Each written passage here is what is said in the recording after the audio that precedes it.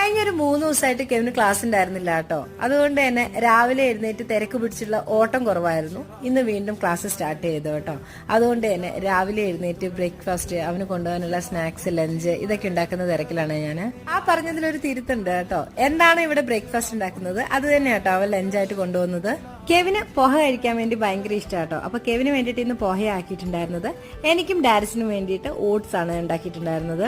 ഈ മാങ്ങ ചെത്തുന്നത് കെവിന് സ്നാക്സ് ആയിട്ട് കൊടുക്കാനും ഞങ്ങൾക്ക് ഓട്സിലിട്ട് കഴിക്കാൻ വേണ്ടിയിട്ടുമാണ്.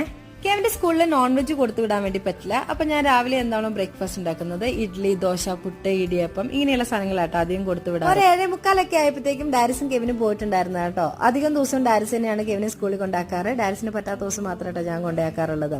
ബ്രേക്ക്ഫാസ്റ്റ് കഴിക്കാൻ വേണ്ടി ഭയങ്കര മടിയുള്ള ആളാട്ടോ ഞാനാണെങ്കിൽ ഓട്സിൽ കുറച്ച് തേനൊക്കെ ചേർത്തിട്ടാണ് കഴിക്കുന്നത്. കുറച്ചു നേരം TV ഒക്കെ കണ്ടിരുന്ന് ഇനി ഈ ഓട്സ് ഒക്കെ കഴിക്കട്ടെ കേട്ടോ. നമുക്കപ്പോ മറ്റൊരു നല്ല വീഡിയോ ആയിട്ട് വീണ്ടും കാണാം.